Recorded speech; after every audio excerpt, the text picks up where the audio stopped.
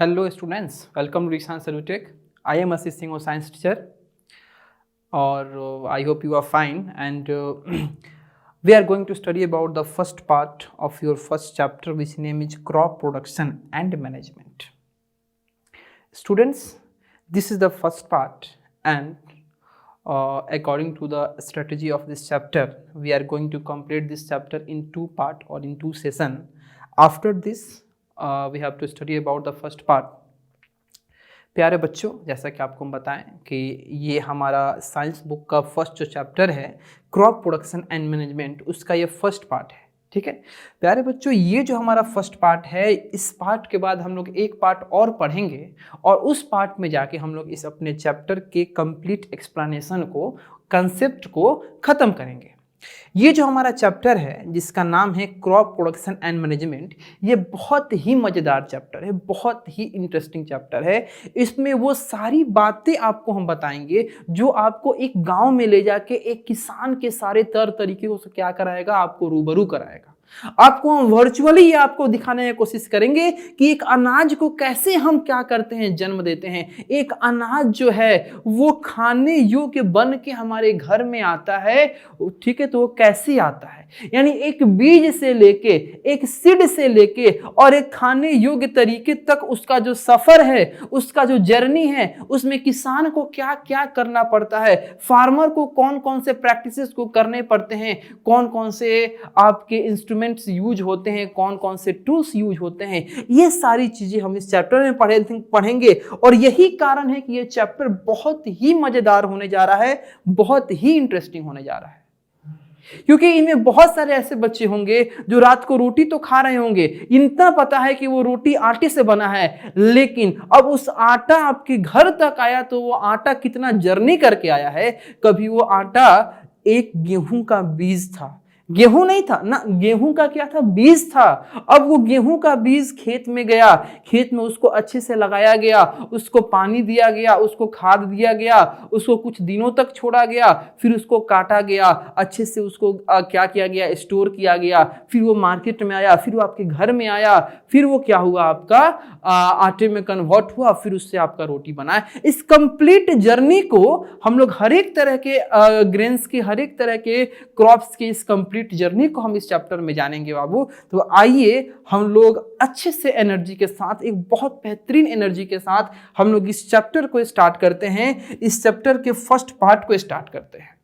ये जो हमारा चैप्टर है, इस चैप्टर का नाम है crop production and management. Crop production and management, crop production का मतलब कि कैसे हम किसी फसल को तैयार करते हैं, कैसे हम किसी फसल को प्रोड्यूस करते हैं, और प्रोड्यूस करने के बाद उसको किस प्रकार से हम मैनेज करते हैं, किस प्रकार से उसको हार्वेस्ट करेंगे, किस प्रकार से उसको साफ करेंगे, किस प्रकार से उसको स्टोर करेंगे, कौन कौन से डिस्टर्बिंग एलिमेंट से उसको हम बचाएंगे।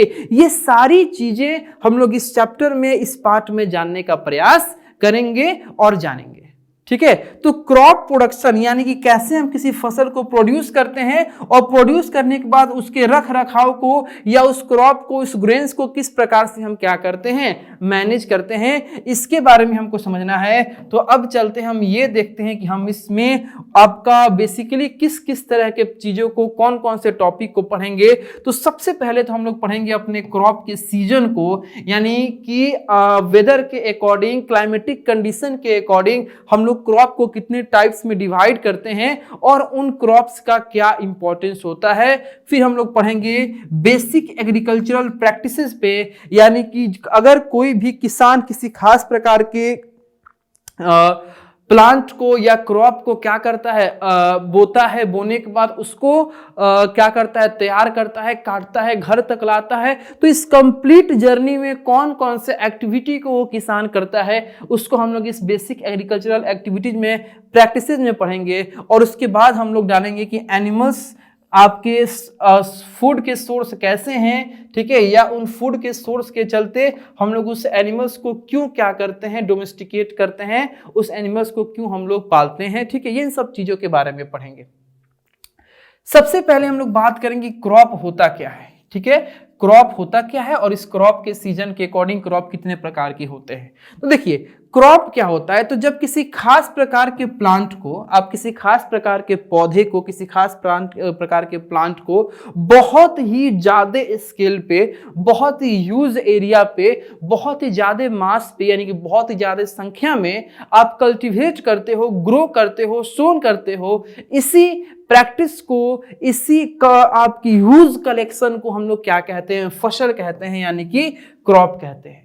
यानी कि जब हम एकड़ के एकड़ में आपका बहुत ही लार्ज स्केल में गेहूं लगा दिए, धान लगा दिए, ठीक है, हम लोग मेज लगा दिए, पल्सेस को लगा दिए, ठीक है, या आपके ऑयल सीड्स को लगा दिए, इन सब चीजों को बहुत ही लार्ज स्केल पे लगा दिए, तो अब वो क्या कहलाएगा? क्रॉप कहलाएगा, ना कि प्लांट कहलाएगा। तो जब किसी खास प्रकार के प्लांट को एक ह्यूज स्केल पे क्या किया जाए?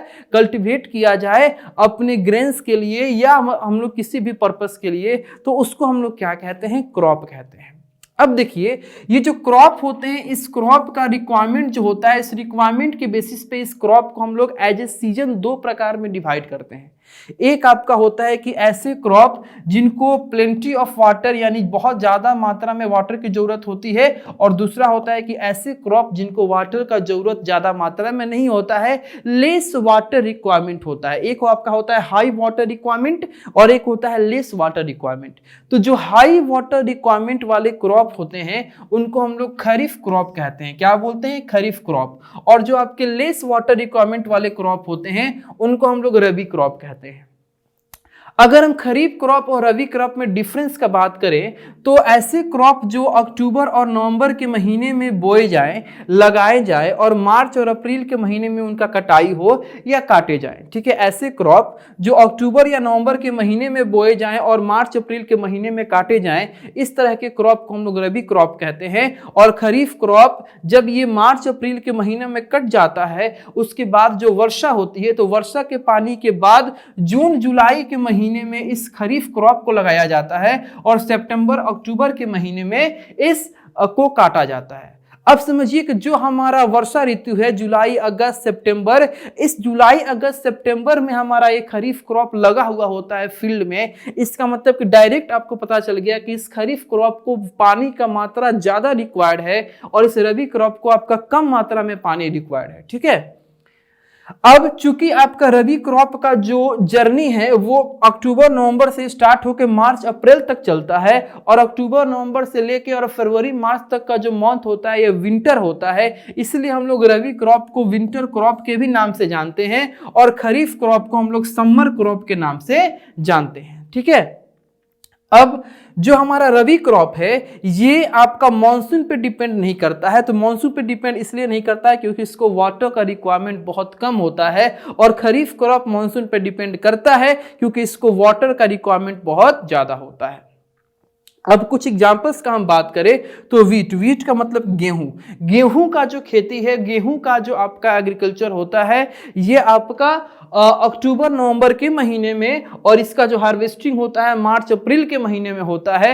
तो अक्टूबर नवंबर और मार्च अप्रैल में होता है, इसलिए गेहूं में आपका वाटर का रिक्वायरमेंट कम होता है। सरसों यानी कि मस्टर्ड में वाटर का रिक्वायरमेंट कम होता है। बार्ली यानी कि जौ में वाटर का रिक्वायरमेंट कम होता है। इसलिए वीट, मस्टर्ड या बार्ली ये आप लोग ये किस तरह के क्रॉप में आते हैं? रबी क्रॉप में आते हैं। और अगर हम खरीफ क्रॉप का बात करें तो राइस, डायरेक्ट राइस तो हम लोग नहीं ग्रो करते, हम लोग क्या ग्रो करते हैं? पैडी ग्रो करते हैं, यानी कि धान ग्रो करते हैं, और इस पैडी में से क्या निकलता है? राइस निकलता है। तो पैडी जो है ये आपका खरीफ क्रॉप है, यानी कि ये आपका जून जुलाई से लेके सितंबर अक्टूबर तक चलने वाला आपका क्रॉप है, होने वाला क्रॉप है, और इसको वाटर का रिक्वायरमेंट बहुत ज्यादा होता है। मेज को वाटर का रिक्वायरमेंट ज्यादा होता है। दाल जो है, पल्सेज हैं, इनको वाटर का रिक्वायरमेंट ज्यादा होता है, इसलिए खरीफ क्रॉप में आते हैं, ठीक है। अब देखिए, हमको नेक्स्ट बात करना था एग्रीकल्चरल प्रैक्टिसेस के बारे में, यानी कि जो भी हम लोग किसी खास प्रकार के फसल को तैयार करते हैं तो उस फसल को तैयार करने में कौन कौन से एक्टिविटी को एक किसान करता है उसके बारे में। तो सबसे पहला हम लोग क्या करेंगे? सॉइल को प्रिपेयर करेंगे। सबसे पहला हम लोग क्या करेंगे? सॉइल को प्रिपेयर करेंगे। फिर हम लोग क्या करेंगे? उसमें खाद डालेंगे, मैन्योरिंग करेंगे। फिर हम लोग क्या डालेंगे? खाद डालेंगे। उसके बाद अभी आप लोग इन दोनों पॉइंट को छोड़िए, सीधे ये आइए। पहला आपका प्रिपरेशन ऑफ सॉइल, दूसरा मैन्योरिंग, तीसरा है हम लोग उसमें क्या करेंगे, सीड को सो करेंगे, यानी सीड को हम लोग बोएंगे, सो करेंगे, ठीक है। या सीड को लगाने का एक तो सीड सोइंग तरीका हो गया, एक दूसरा तरीका होता है क्रॉप ट्रांसप्लांटेशन, ठीक है। इसके बारे में आपको हम आगे बताएंगे, लेकिन ये दोनों तरीके में हम लोग क्या करते हैं, अपने खेतों में न्यू क्रॉप को क्या करते हैं, हम लोग जर्मिनेट करते हैं, इम्बेड करते हैं, इन दोनों तरीकों में, ठीक है। अब ये क्या होता है और ये क्या होता है, इनमें डिफरेंस आपको हम आगे बताएंगे। फिर हम लोग क्या करेंगे, इरिगेशन, पानी की सिंचाई करेंगे। फिर जब ये पक के तैयार होगा तो हम लोग इसको क्या करेंगे, हार्वेस्ट करेंगे, काटेंगे। अब हार्वेस्ट करेंगे, ठीक है। तो जब हम लोग एक बार किसी खेत में फसल लगा दिए, और जब तक उसको हम काटते नहीं है, हार्वेस्ट नहीं करते हैं, तब तक हमको क्या करना होता है, उस फसल को प्रोटेक्ट करना होता है। प्रोटेक्ट करना होता है। और जब एक बार फसल कट गया, उसके बाद जो अनाज निकला, जो ग्रेन्स निकले, उनको हमको क्या करना है, स्टोर भी करना होता है अच्छे तरीके से। और स्टोरिंग का सेंस बहुत अच्छा होना चाहिए, क्योंकि अगर आप उसको गीला स्टोर कर देते हो, अगर किसी खास प्रकार के रोडेंट्स की जगह पे आप स्टोर कर देते हो, चूहों की जनसंख्या जहां है वहां स्टोर कर देते हो, तो वो पूरी तरीके से फसल को क्या करेंगे, उस अनाज को क्या करेंगे, बर्बाद कर देंगे। तो हर एक चीज का एक प्रॉपर सेंस होना चाहिए कि किस टाइप के सीड को हम चूज करें अपने खेत में लगाने के लिए, कितना पानी दें, कैसे हार्वेस्ट करें, कैसे उसको स्टोर करें, एक प्रॉपर सेंस होना चाहिए अपने फसल को तैयार करने के लिए। चलिए, अब सबसे पहला मान लीजिए कि हम लोग एक जर्नी शुरू कर रहे हैं, एक हम लोग यात्रा शुरू कर रहे हैं, एक हम लोग जर्नी शुरू कर रहे हैं, किसका, एक छोटे से बीज को एक बड़े से क्रॉप के पूरे कंप्लीट एरिया में कन्वर्ट करने का। यानी हम लोग सोच रहे हैं कि हम किसी पर्टिकुलर प्लांट का क्या करें, खेती करें। तो सबसे पहले अगर हम ये हमारे दिमाग में ये चल रहा है कि हम लोग किसी प्लांट का खेती करें, तो सबसे पहले हम लोग क्या करेंगे, सॉइल को प्रिपेयर करेंगे। यानी कि जो हमारा लैंड है, जो हमारा खेत है, उसके सॉइल को हम इस प्रकार से प्रिपेयर करेंगे ताकि उस खेत में अच्छे तरीके से वो क्रॉप जो है ये ज्यादा मात्रा में आपका तैयार हो सके। तो सॉइल को प्रिपेयर करने का दो तरीका होता है, एक होता है प्लोइंग का और एक होता है लेवलिंग का। प्लोइंग क्या होता है, तो प्लोइंग का मतलब होता है जोतना, जुताई जिसको हम लोग बोलते हैं। यानी कि हम लोग क्या करेंगे, मैनुअल तरीके से और मैकेनिकल तरीके से, दोनों तरीके से उस खेत को टोटली हम लोग क्या करेंगे, लूज कर देंगे। उस खेत का जो स्ट्रेंथ होगा उसको हम लोग तोड़ेंगे। उसमें हम लोग क्या करेंगे, कुदाल चलाएंगे, उसमें हम लोग क्या करेंगे, ट्रैक्टर से उसकी जुताई करेंगे, ब्लेड्स को लगवा के उसके सॉइल को पूरी तरीके से तोड़ के पूरा लूज कर देंगे। लूज इसलिए करेंगे कि नीचे का जो न्यूट्रिएंट है वो आपका कहाँ आ जाए, ऊपर आ जाए। जब हम लोग कुदाल चलाते हैं तो हम लोग नीचे से मिट्टी को ऊपर फेंकते हैं, यानी जो मिट्टी नीचे दबी हुई है उसको हम लोग ऊपर लेके आ रहे हैं। तो नीचे की मिट्टी को ऊपर लेके आ रहे हैं, कहने क्यों, क्योंकि नीचे न्यूट्रिएंट्स दबे हुए हैं, नीचे हमारे फास्फोरस है, नीचे पोटेशियम है, नाइट्रोजन है, उसको हम उखाड़ के और लेके ऊपर डाल रहे हैं। यानी कि हम अपने ऊपर वाले सरफेस पे न्यूट्रिएंट की मात्रा को क्या कर रहे हैं, रीगेन कर रहे हैं, रिप्लेनिश कर रहे हैं, ठीक है। और तब उसमें हम सॉइल को क्या, ये अपने सीड को क्या करेंगे, जर्मिनेट करेंगे। तो कहने का मतलब है कि हम लोग पहले सॉइल तैयार करेंगे, यानी कि हम लोग सॉइल की जुताई करेंगे, और जुताई करने के बाद जो बड़े बड़े आपके टुकड़े होंगे, मिट्टी के टुकड़े जो होंगे, उनको पीट के या किसी भी तरीके से एक लेवल में एकदम समतल बना देंगे, प्लेन बना देंगे, जिसको हम लोग क्या बोलते हैं, लेवलिंग बोलते हैं, जिसको हम लोग क्या बोलेंगे, लेवलिंग बोलेंगे। अब देखिए, प्लॉइंग करने के लिए आपको हम बताएं कि मैनुअल तरीका यानी कुदाल का भी इस्तेमाल कर सकते हैं, या हम लोग कल्टीवेटर का भी इस्तेमाल कर सकते हैं। यानी ट्रैक्टर से जो आपका 9 ब्लेड्स या आप उससे भी ज्यादा संख्या में जो ब्लेड्स आते हैं, उनको ट्रैक्टर लेके क्या करती है, आपका ट्रैक्टर लेके चलती है और पीछे से वो खेत को जोतते चलती है। तो उस मशीन का भी हम लोग, उस डिवाइस का भी इस्तेमाल कर सकते हैं। अब जब जोतने के बाद, यानी जब खेत जोता गया, यानी कि खेत में प्लॉइंग हो गया, तो जो बड़े बड़े पीसेस में जो सॉइल होते हैं उनको छोटे छोटे पीसेस में कन्वर्ट करना और एक लेवल में कन्वर्ट करना, उसी को हम लोग क्या कहते हैं, लेवलिंग कहते हैं, जो कि बहुत ही ज्यादा रिक्वायर होता है। अब देखिए, फार्मर्स को कुछ स्पेशल औजारों की, कुछ स्पेशल टूल्स की आवश्यकता होती है अपने प्लॉइंग या लेवलिंग में, जिसमें आपका कौन कौन सा टूल्स आ सकता है, तो आपका हो आएगा, प्लाऊ आएगा या कल्टीवेटर आएगा। The process of putting seeds in the soil is called sowing. मान लीजिए कि आपका सॉइल जो है वो पूरी तरीके से आपका जोता के लेवल होकर तैयार हो गया। अब हमारा काम है उसमें सीड को क्या करना, पुट करना, उसमें सीड को क्या करना, डालना। तो हम लोग जब ज्यादा संख्या में सीड को किसी तरीके से उसमें क्या करते हैं, पुट करते हैं, डालते हैं, इसी प्रोसेस को हम लोग क्या कहते हैं, सोइंग कहते हैं। सोइंग यानी कि खाद, ये सीड को क्या करना, अपने खेत में डालना। कब? जब हमारा सॉइल क्या हो गया, प्रिपेयर हो गया तब। ठीक है,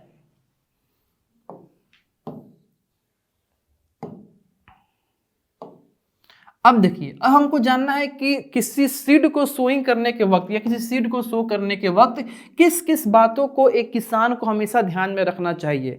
कि देखिए, ये जो कृषि है ना, कृषि करना है, किसी पर्टिकुलर प्लांट को आप क्रॉप में कन्वर्ट करना चाहते हैं या किसी क्रॉप को आप अच्छी तरीके से जर्मिनेट करना चाहते हैं, तो उसके लिए जो जो भी आप एक्टिविटी कर रहे हो, उस हर एक एक्टिविटी में आपको दिमाग की आवश्यकता बहुत है। कहीं पे भी अगर कोई गलती हुई तो वो क्रॉप जो है वो खराब हो सकता है। बहुत ज़्यादा दिमाग लगता है किसी कृषि को करने के लिए। तो सबसे पहला काम है कि किस तरीके से हम सीड को क्या करें, उसमें बोएं। तो सीड को बोने का या सीड को लगाने का, सीड को सॉइल में पुट करने का भी बहुत सारा तरीका है। तो कौन कौन सी बातों को एक किसान हमेशा अपने दिमाग में रखना चाहिए? कब? जब वो सीड को सो कर रहा है तब। Seed should be so in the proper season in the moist and moist soil. पहली बात तो सीजन ध्यान में रखो कि किस तरह के क्रॉप के सीड को किस सीजन में हमको क्या करना है, डालना है। रबी क्रॉप और खरीफ क्रॉप, सबसे बड़ा चीज। ठीक है, मॉइस्चर कितना चाहिए सॉइल में, इसको ध्यान में हमेशा रखना होगा। Seed should be sow at the correct depth. उस सीड को सो करना है कितनी गहराई में, कितनी गहराई में। ज्यादा नीचे लगा दोगे वो आपका पनप की उसका सीडलिंग ऊपर नहीं आएगा। ऊपर ही रख दोगे तो उसको प्रॉपर अमाउंट में न्यूट्रिएंट, वाटर और मिनरल्स नहीं मिलेगा। तो कितना गहराई में किसी सीड को रखना है, इसको हमेशा अपने दिमाग में डालना होगा। ठीक है, दूसरा है कि seed should be sow at the proper spacing to prevent overcrowding. ठीक है, एक सीड को दूसरे सीड से प्रॉपर स्पेस होना बहुत जरूरी है। अगर आप दो या दो से ज्यादा सीड के बीच में प्रॉपर स्पेस नहीं देते हो तो एक ही जगह पे पूरे सीड्स का भीड़ लग जाएगा, ओवर क्राउडिंग हो जाएगा और उस पार्टिकुलर जगह में न्यूट्रिएंट की कमी हो जाएगी और उनमें से कोई भी सीड एक अच्छा क्रॉप में, एक अच्छी फसल में तैयार कन्वर्ट नहीं हो पाएगा। तो आपके सीड्स में कितना आपका गैपिंग होना चाहिए, दो से ज्यादा जो सीड्स हैं उनके बीच में कितना गैपिंग होना चाहिए, ये आपका बहुत जरूरी है। गैपिंग बहुत मायने रखता है, उनके स्पेस, जो उनके बीच का स्पेस होता है वो बहुत ज्यादा मायने रखता है। हाँ, तो बच्चों आपको हम बता रहे थे कि ये जो सीड को सो करने का, बोने का जो तरीका होता है वो दो तरीके का होता है। एक आपका होता है मैनुअल मेथड और एक होता है आपका मैकेनिकल मेथड। तो अभी अभी आपने मैनुअल मेथड को अच्छे से देख लिया। अब हम लोग जानेंगे मैकेनिकल मेथड। मैकेनिकल मेथड यानी कि ऐसा मेथड जिसमें हम लोग मशीन का यूज करके, डिवाइसेस का यूज करके हम लोग क्या करेंगे, किसी बीज को अपने खेत के अंदर या अपने फील्ड के अंदर, फार्म के अंदर, सॉइल के अंदर उसको इम्बेड करेंगे। तो मैकेनिकल मेथड में बेसिकली आपका होता क्या है कि आपका मशीन्स होते हैं, उस मशीन में क्या होता है, एक प्रॉपर डिस्टेंस में ब्लेड निकला होता है। ये ब्लेड देखिए प्रॉपर डिस्टेंस पे है। अब ये मशीन एक साथ उस ब्लेड को सॉइल में इम्बेड करेंगे और सॉइल में एक प्रॉपर डेप्थ तक उसको क्या करेंगे, प्रॉपर डेप्थ तक उसको नीचे लेके जाएंगे और वहां पे एक होल बन जाएगा, एक गड्ढा बन जाएगा। ठीक है, अब उस गड्ढे के अंदर वहीं से आपका बीज निकलने का तरीका, बीज निकलने का रास्ता होता है। वहीं से उस गड्ढे में क्या हो जाएगा, सीड निकल के उस गड्ढे के अंदर जाके क्या हो जाएगा, इम्बेड हो जाएगा। तो इस तरीके, ये जो तरीका होता है ये होता है हमारा मैकेनिकल मेथड। मैकेनिकल मेथड जो होता है ये बहुत ही अच्छा होता है हमारे मैनुअल मेथड से, क्योंकि मैनुअल मेथड में सीड्स के बीच में प्रॉपर डिस्टेंस दे पाना यह मुश्किल होता है, क्योंकि हम लोग हाथ से उसको स्कैटर करते हैं। तो हाथ से स्कैटर करते हैं तो सारे सीड्स के बीच में एक प्रॉपर डिस्टेंस होगा। ये आपका कोई भी आपका नहीं कर सकता है कि एक प्रॉपर डिस्टेंस के बीच में सारे सीड को क्या करे, स्कैटर करे। वहां पे डिस्टेंस कम ज्यादा हो सकता है, लेकिन मैनुअल मेथड में आपका सारे सीड्स के बीच में डिस्टेंस क्या होता है, प्रॉपर होता है, सेम होता है। और दूसरी बात कि मैनुअल मेथड को करने के बाद हम लोग ह्यूमन लेबर को काफी ज्यादा तरीके में सेव कर सकते हैं, बचा सकते हैं। जो हमारा ह्यूमन लेबर होता है वो काफी ज्यादा बच जाता है। ठीक है, चलिए नेक्स्ट हम लोग को जानना है अपने क्रॉप ट्रांसप्लांटेशन के बारे में। ठीक है, आपको हम बताए थे कि जो हम लोग इम्पॉर्टेंट अपना प्रैक्टिस करते हैं, एग्रीकल्चरल प्रैक्टिस करते हैं, उनमें जो हमारा सोइंग ऑफ सीड होता है, इस सोइंग ऑफ सीड का एक अल्टरनेट तरीका होता है क्रॉप ट्रांसप्लांटेशन। और क्रॉप ट्रांसप्लांटेशन क्या होता है ये आप समझो। तो क्रॉप ट्रांसप्लांटेशन होता है कि कुछ ऐसे आपके क्रॉप्स होते हैं, जैसे आपका राइस हो गया यानी कि पैडी हो गया, चिल्लीज हो गए, टोमेटो हो गए, ठीक है, या कुछ वेजिटेबल्स हो गए, ठीक है। अब इनके जो सीड होते हैं, इनको एक पर्टिकुलर जगह पे क्या किया जाता है, इम्बेड किया जाता है, जर्मिनेट किया जाता है। जब वो सीड एक पर्टिकुलर लेंथ में यानी सीडलिंग को कन्वर्ट कर देता है, या जब वो सीड एक पर्टिकुलर लेंथ ऑफ सीडलिंग में कन्वर्ट हो जाता है, आपका एक पर्टिकुलर लेंथ ऑफ सीडलिंग में वो आपका बड़ा हो जाता है, ग्रो कर जाता है, तो फिर उस सीडलिंग को वहां से निकाल लिया जाता है। और निकालने के बाद अपने बड़े से फार्म पे, जो हम लोग का लैंड है, जो हम लोग का खेत है, वहां जाके उसको जर्मिनेट किया जाता है या ट्रांसफर कर दिया जाता है वहां पे। और इस प्रोसेस को हम लोग क्या कहते हैं, क्रॉप ट्रांसप्लांटेशन कहते हैं, क्रॉप ट्रांसप्लांटेशन कहेंगे। इसको आप थोड़ा सा अच्छे से समझिए। मान लीजिए कि हमारे पास पैडी का क्या है, सीड है, हमारे पास पैडी का सीड है, ठीक है। तो हम लोग क्या करेंगे, एक छोटे से लैंड पे, ठीक है, एक छोटे से लैंड पे उस सीड को पूरी तरीके से स्कैटर कर देंगे, एक छोटे से लैंड पे उस सीड को पूरी तरीके से स्कैटर कर देंगे, और वेट करेंगे 1 महीने तक कि वो सीड क्या करे, एक प्रॉपर लेंथ ऑफ सीडलिंग में कन्वर्ट हो। ये उस सीड से सीडलिंग निकलेगा एक प्रॉपर लेंथ का निकलेगा, ठीक है। अब वहां से उस सीडलिंग को हम लोग क्या करेंगे, उखाड़ लेंगे, निकाल लेंगे, और निकालने के बाद अपने बड़े से लैंड पे लेके आएंगे, और वहां एक प्रॉपर डिस्टेंस पे उस सीडलिंग को हम इम्बेड करेंगे, और ये आगे चल के बड़े बड़े क्रॉप्स में, यानी ज्यादा मात्रा में के क्रॉप्स में क्या होगा, चेंज होगा, एक प्रॉपर फसल में क्या होगा, चेंज होगा। तो ये जो तरीका है कि एक जगह सीड को जर्मिनेट करके सीडलिंग में कन्वर्ट करना, सीड को सीडलिंग में, पहले जगह पे सीड को किसमें चेंज करेंगे, हम लोग सीडलिंग में कन्वर्ट करेंगे, और देन उस सीडलिंग को हम लोग कन्वर्ट करेंगे किसमें, क्रॉप में। तो जो हमारा जिस जगह पे हम लोग सीड को सीडलिंग में कन्वर्ट किए हैं, उसको हम नर्सरी बोलेंगे, या नर्सरी में हम लोग सीड को सीडलिंग में कन्वर्ट करते हैं। और फिर जो हमारा फार्म लैंड है, जो हमारा खेत है, वहां पे हम लोग सीडलिंग को कन्वर्ट करते हैं किसमें, क्रॉप में। अब वहां पे क्रॉप जाके आपका तैयार होता है। इस प्रोसेस को हम लोग क्या बोलेंगे, तो इस प्रोसेस को हम लोग बोलेंगे क्रॉप ट्रांसप्लांटेशन। क्या बोलेंगे, क्रॉप ट्रांसप्लांटेशन। अब देखिए इस क्रॉप ट्रांसप्लांटेशन का एडवांटेज क्या होता है, बहुत अच्छा खासा एडवांटेज है। तो एडवांटेज ये होता है कि जो किसान होते हैं वो हेल्दी सीडलिंग को सिलेक्ट करने में एबल होते हैं। कि मान लो कि बहुत सारा सीडलिंग जो है वो तैयार हो गया, अब उसमें कौन सा आपका अच्छा है, जो एक अच्छे क्रॉप में कन्वर्ट हो सकता है, जो अच्छा हमको उपज दे सकता है, जो हमको खराब हो गया, जो आपका डिस्ट्रॉय हो गया है, उसको हम लोग क्या कर लेंगे, सेपरेट कर देंगे, फिल्टर कर देंगे। तो सीडलिंग जब बहुत सारा आपके पास रहेगा, तो जो उसमें से बेकार सीडलिंग है, आप उसको उसमें से क्या करते हो, निकाल सकते हो, और एक बहुत बड़ा ये एडवांटेज है हमारे लिए, ठीक है।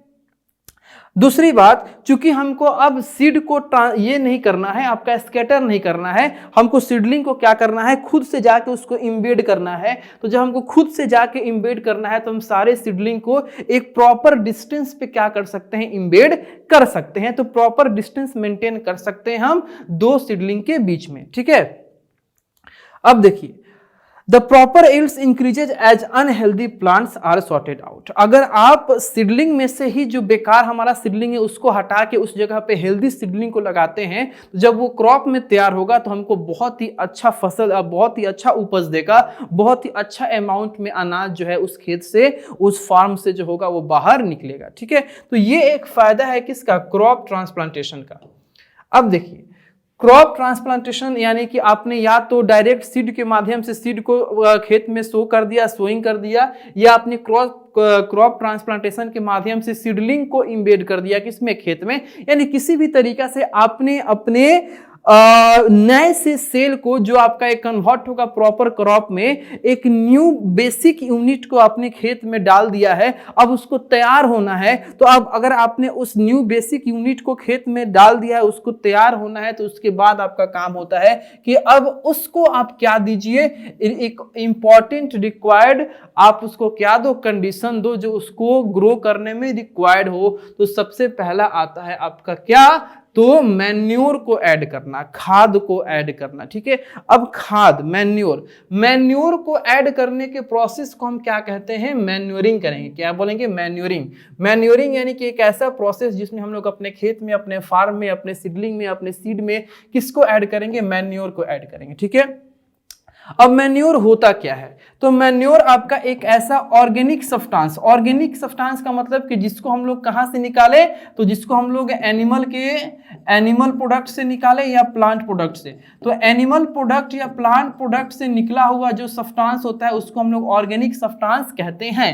तो मैन्योर हमारा एक ऑर्गेनिक सब्सटेंस होता है जिसको हम लोग प्लांट या एनिमल के वेस्ट को डिकम्पोज करके और तैयार करते हैं, ठीक है। मैन्योर क्या होता है, तो प्लांट या एनिमल के वेस्ट को डिकम्पोज करके और तैयार किए गए ऑर्गेनिक सब्सटेंस को हम लोग मैन्योर कहते हैं। और इसी मैन्योर को हम लोग आफ्टर सोइंग द सीड और आफ्टर इम्बेडिंग द सीडलिंग हम लोग क्या करते हैं, अपने खेत में डालते हैं। और मैन्योर को खेत में डालते हैं तो फिर जाके वो खेत में जो हमारा ह्यूमस का मात्रा है वो क्या होता है, इंक्रीज हो जाता है, ठीक है। ह्यूमस का जो मात्रा है वो क्या होता है, इंक्रीज होता है।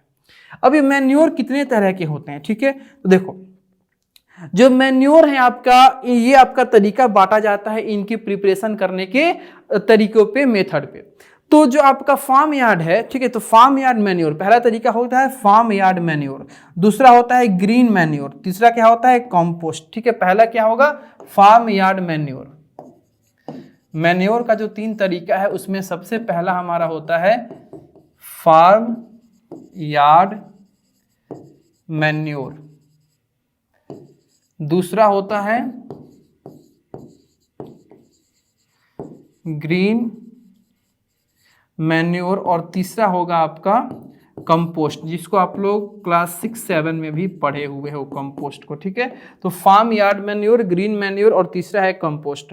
तो फार्म यार्ड मैन्योर के बारे में आपको क्या जानना है, तो farmyard manure is prepared by the decomposition of farmyard waste like dung, straw and leaves. जो आपके घरेलू वेस्ट है, जो आपके घरेलू, अगर आप कोई पेट रखे हो, यानी गाय रखे हो या भैंस रखे हो, यानी कि काऊ बुफेलो अगर आप पाले हो, तो उनका जो डंग है या जो आपका घरेलू डंग होता है, जो स्ट्रॉ भूसे होते हैं, जो लिप्स पत्ता सूखे पत्ते होते हैं, तो इनसे बनाया गया जो मैन्योर होता है उसको हम लोग फार्म यार्ड मैन्योर कहते हैं।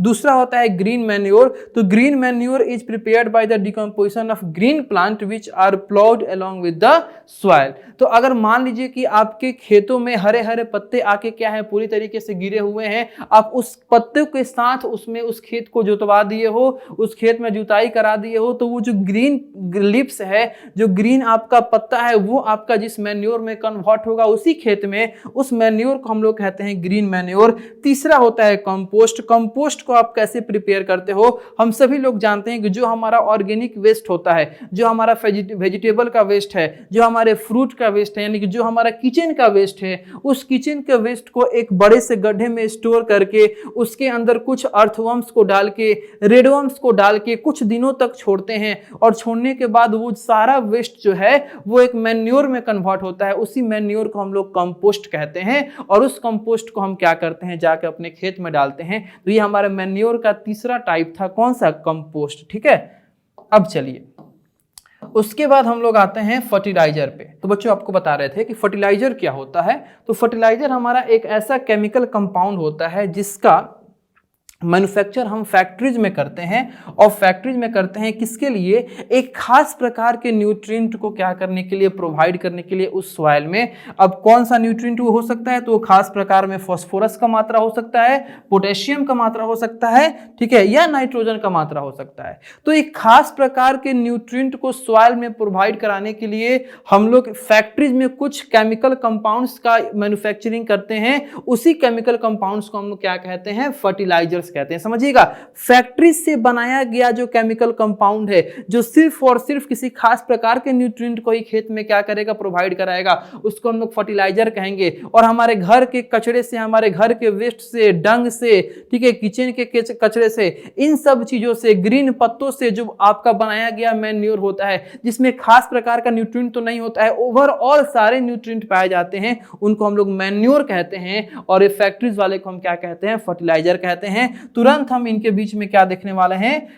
डिफरेंस को देखने वाले हैं। ठीक है, तो फिर हमारा आता है difference between manure and fertiliser. Manure और फर्टिलाइजर के बीच में डिफरेंस क्या होता है, तो सबसे पहला डिफरेंस तो ये है कि मैन्योर आपका प्रकृति के सब्सटेंस से बना हुआ एक नेचुरल सब्सटेंस है और फर्टिलाइजर आपका एक केमिकल सब्सटेंस है जो फैक्ट्रीज में हार्मफुल केमिकल्स का इस्तेमाल करके बनाया जाता है। ठीक है, दूसरा है मैन्योर जो है इसमें किसी खास प्रकार का न्यूट्रिएंट नहीं पाया जाता है और इसको आप ज़्यादा से ज़्यादा मात्रा में खेत में डाल सकते हो, जितना ज़्यादा डालोगे उतना ज़्यादा वो फायदा करेगा। लेकिन फर्टिलाइजर जो है ये आपका न्यूट्रिएंट स्पेसिफाई है, यानी कि इसमें खास प्रकार का एक ही न्यूट्रिएंट पाया जाता है। यही कारण है कि ये आपका कम मात्रा में खेत को आवश्यक होता है। अगर ज़्यादा मात्रा में आप खेत में डाल दिए फर्टिलाइजर तो एक ही टाइप ऑफ न्यूट्रिएंट आपका बहुत ज़्यादा हो जाएगा और उस वक्त वो उस खेत को क्या पहुंचाएगा, हानि पहुंचाएगा। ठीक है, तीसरा है कि it is not readily soluble in water and is slowly absorbed by plant.